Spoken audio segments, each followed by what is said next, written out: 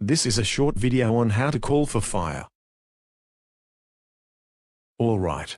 I see there are some students with some experience in here. Would anyone like to share their experience?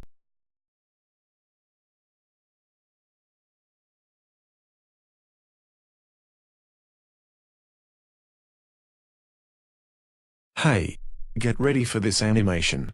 Then we will send a request for fire. Here is a conventional mortar system. These can be a 60 mm to 81 mm. The range can be over 5,000 meters. Even more with additional tail explosives. Some types of rounds available are high explosive, white phosphorus, illumination, and smoke to name a few. A mortar section is capable of delivering these with a request for fire. A round is handled by a soldier and dropped down the tube. The round will strike a pin at the bottom of the tube which will ignite the charge and send the round flying.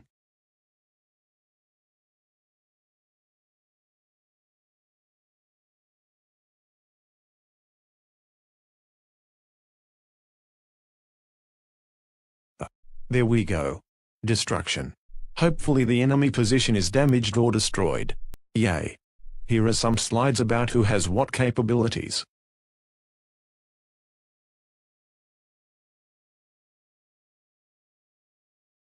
Now we will go over requesting fires. All requests go to the Fire Direction Center, or FDC. The FDC receives your request, does some calculations, and makes a decision about the best way to engage.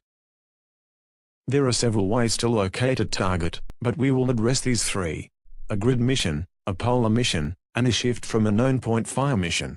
For a grid mission, you must have a pinpoint grid on the enemy. If the location is within 600 meters of you, you must say danger close. A polar mission is where you are locating the target by giving a distance and direction for your current grid location. Distance is in meters, direction is in mils. Make sure to say polar mission, and then follow with your grid, the azimuth, and the distance. Shift from a known point. This is similar to a polar mission, but you will give distance and direction from a predetermined point in the battle space. Some known points include landmarks, terrain features, target reference points, and etc. You now know how to locate a target. Now we will talk about the actual request. A call for fire is a radio transmission from the observer to the Fire Direction Center, FDC. The first transmission is your call sign, and what your request is. Your request will almost always be adjust fire. So the first call would sound like this.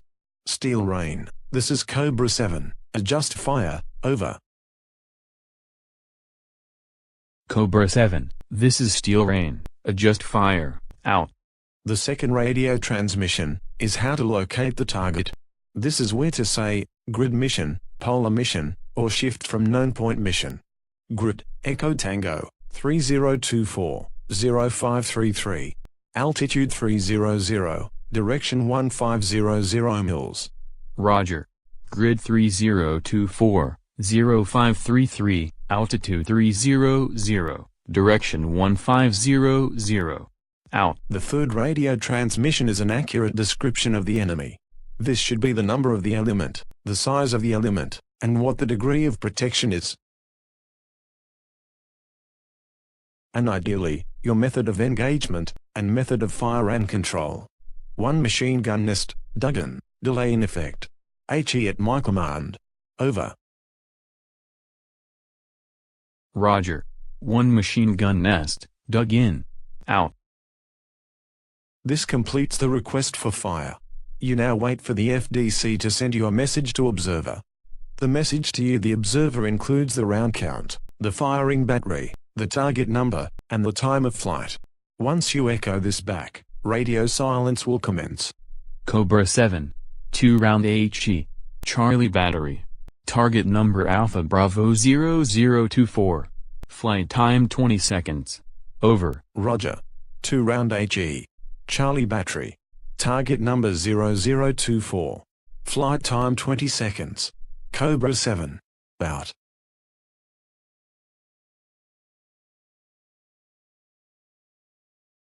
Shot. Over.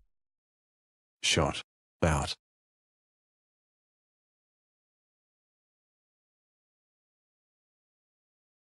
Splash. Over. Boom. Bang. Die. Kill. Dead. Yay. Oh yay. Splash. Out. If the rounds do not hit, the observer would now begin to bracket, or dial in the rounds. This is a lesson for a different day. In this instance, the enemy was destroyed. With the enemy destroyed, you will need to send a Battle Damage Assessment, or BDA. This report lets the FDC know the status of the damage.